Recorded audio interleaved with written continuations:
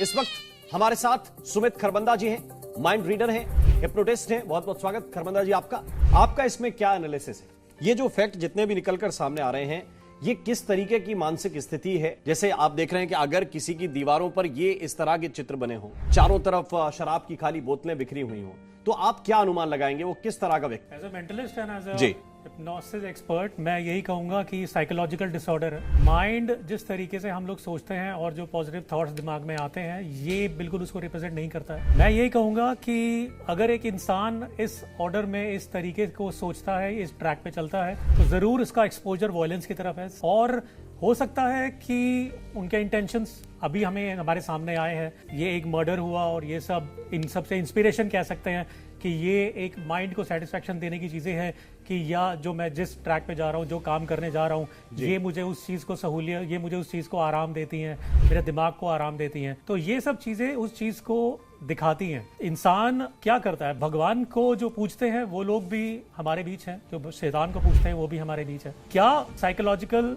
Mind से वो इंसान चल रहा था, वो इंसान एक ट्रैक समझना जरूरी है। और मर्डर करना एक छोटी बात नहीं है। उसके बाद हवली पर इस तरीके से नाचना, गाना जी, और जिस लड़की के साथ में, तो ये एक आम बात नहीं है। सुमित खरबंदा जी, आप भी तो लोगों का दिमाग पढ़ते हैं, ये भी तो एक तरह की साधना ही होगी। क्या आपने भी प्रैक्टिस की होगी किसी विशेष तरह के हुनर की, स्किल की, तब जाकर आप लोगों का माइंड रीड कर पाते हैं कि वो क्या मन में सोच रहे हैं और आप बता देते हैं? क्या फर्क है इन दोनों चीजों में, जो हरिशंकरानंद जी कह रहे हैं और जो आप करते हैं? देखिए, एथिकल तरीके से अगर सही तरीके से अगर काम किया जाए तो हर चीज का एक एंटरटेनमेंट फैक्टर देखा जाना चाहिए। ठीक है। मुझे लगता है कि एज अ माइंड रीडर मैं लोगों का दिमाग अगर पढ़ सकता हूँ, थॉट रीड कर सकता हूँ, उनके विचार को मैं बता देता हूँ, तो वो एक एंटरटेनमेंट पर्पस के लिए मैं इस्तेमाल करता हूँ। हिप्नोसिस भी, हिप्नोसिस को अगर बात की जाए तो बहुत सारे लोग इंटरनेशनली इसको स्ट्रेस रिलीज और एडिक्शन दूर करने के लिए इस्तेमाल करते हैं। लेकिन हमारे यहाँ पर एक मिथ है, हमारे यहाँ पर एक भ्रम है कि ये गलत है,